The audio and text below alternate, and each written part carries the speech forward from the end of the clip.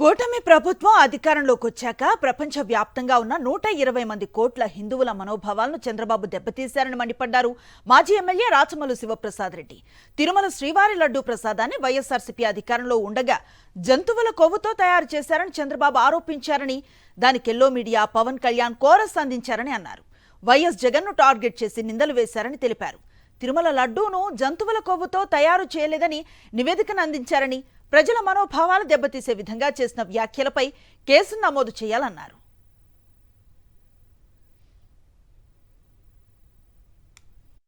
ఈ దేశంలోని 120 కోట్ల మంది హిందువుల యొక్క భగవంతుని పట్ల వారికి ఉండే భక్తి భావాన్ని, ఆరాధనా భావాన్ని, విశ్వాసాన్ని నాశనం చేస్తూ వారిలో ఒక భయాన్ని, ఒక అపపవిత్రపు ఆలోచన విధానాన్ని కలిగే విధంగా స్వయాన ఈ రాష్ట్ర ముఖ్యమంత్రి నారా చంద్రబాబు నాయుడు గారు 2024లో మాట్లాడినాడు.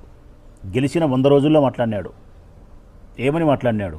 జగన్మోహన్ రెడ్డి గారి ప్రభుత్వంలో వారు నియమించినటువంటి తిరుమల తిరుపతి దేవస్థానానికి సంబంధించిన టీటీడీ చైర్మన్, ఈవో, వారి ఆధ్వర్యంలో దేవదేవుడైనటువంటి కలియుగ దైవమైనటువంటి ఏడుకొండల వాడైనటువంటి వెంకటేశ్వర స్వామికి నైవేద్యాన్ని, తిరుపతి లడ్డు ప్రసాదాన్ని ఏదైతే నైవేద్యంగా సమర్పిస్తారో ఆ లడ్డూను జంతువుల యొక్క కొవ్వు నుంచి వచ్చిన నూనెతో తయారు చేసినారు అని చెప్పి నారా చంద్రబాబు నాయుడు గారు ముఖ్యమంత్రి గారి హోదాలో మాట్లాడినాడు. 120 కోట్ల మంది హిందువులు భయానికి గురైనారు.